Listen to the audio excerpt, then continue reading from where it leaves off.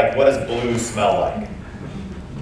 And what they found is that by the age of 7, the majority of 7-year-olds will make up an answer. They'll fake it. That rather than saying, that doesn't make sense, that blue doesn't smell, or saying, I don't know, that they'll make up an answer. Why? Because we, at 7, we feel shame when we don't know an answer.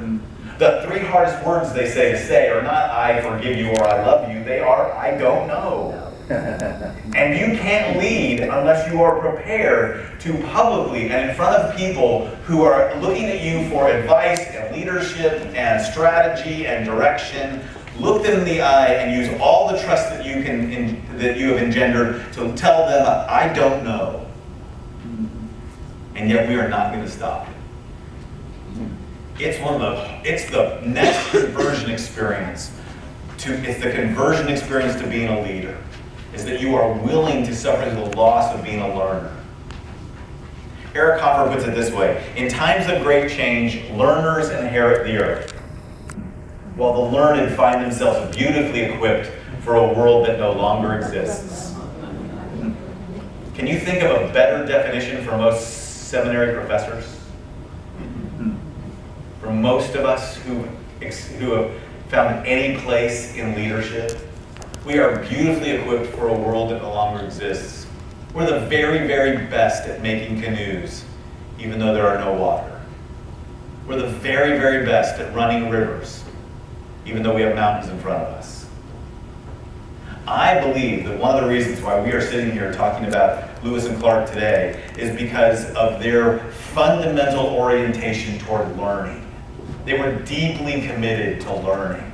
They were curious. And they were open to trying to discover everything around them. And when Meriwether Lewis got to the top of the Lemhi Pass and realized that 300 years of maps were wrong, that the mental model that came out of Europe was wrong, that everything they had been told to do was wrong, that it wouldn't happen, that 4 different sovereign nations were competing for something that didn't exist. There's no water route.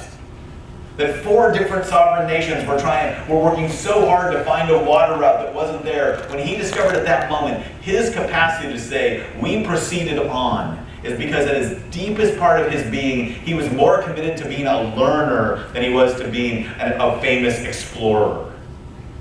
And one of the ways you see this is when they finally make it to the coast of Oregon, when they spend the entire winter there in the Court Plaza. They hatch a plan for the way back that is incredible if you think about it. They've made it all the way there. All they got to do is go home. They've had one disappointment after another, a long winter, a horrible climb across the Rocky Mountains. They find themselves in this place in Oregon that is nothing but rain for months upon itself. They are depressed. They're writing in their journals that all they want to do is look forward to how next year we can be home at this time. And they decide that at that moment, on the way back, they're going to do something that Stephen Ambrose said could have gotten Meriwether Lewis court-martialed. They're going to divide the Corps of Discovery in 2. And they're going to explore 2 different rivers on the way back. They're going to take their force, their military unit, they're going through what they consider to be hostile territory, and they're going to find themselves on the way back, separating themselves into 2 different forces. Why? So they can explore more of this unknown world. Their fundamental orientation was to being a learner. The reason why I love gathering with groups of people like this is I'm basically assuming that you're here and spending this day here because you are more like Meriwether Lewis and William Clark than the people that stayed behind. That you're here because you are committed to being a learner, and that you're trying to find yourselves in this moment where you're willing to deal with the losses of what it means to try to be a person who goes into uncharted territory and can begin with the phrase, I don't know. This is where it begins, that commitment. And if we start with that reality, then we can begin to unlearn the way we were trained for the Christendom world and begin to learn a new way of leading for an uncharted territory. I'm going to pause here. I want to take some questions. And here I have a frame that I want you to think about, just reflecting on these. We're going to do a few minutes, then we'll take a little bit of break, and we'll come back into the next section. I taught high school Bible for a group of high school students at a Christian school for 1 year. It was a challenging moment of my life. And as I was at this Christian high school, what I realized is the Christian high school that I was teaching at, they had a better football team than they had Bible knowledge.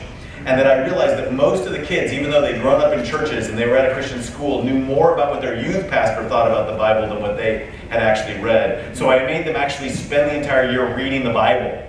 And I told them, I want to teach you how to read in such a way that you can learn as you go. What I want you to do is take a pencil, and as you read through your Bible, I want you to put a mark in the margin. Anytime you see anything that inspires you, anything that you want to underline, anything you want to tweet, anything you want to tattoo on your body, whatever it is that is so inspiring, I want you to put an exclamation point.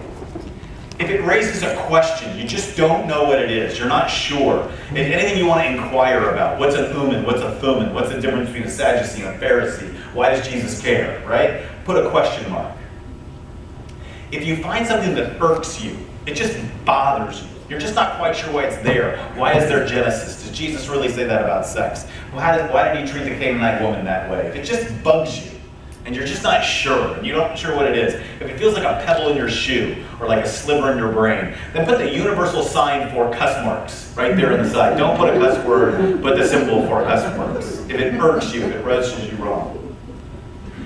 And if it's something that you know is going to require a change, if you found yourself gulp and say, oh my gosh, if this is true, I got to change the way I live, or how I function, what I do, then what I want you to do is put a delta sign. It's my shout out to math teachers everywhere. The sign for change, delta sign.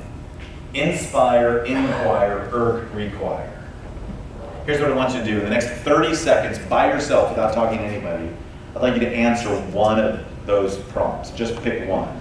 Something you've heard so far that inspires you, something that raises a question that you want to inquire about, something that irks you. Know that for my students, I always give extra credit for irks, or something that requires a change. Just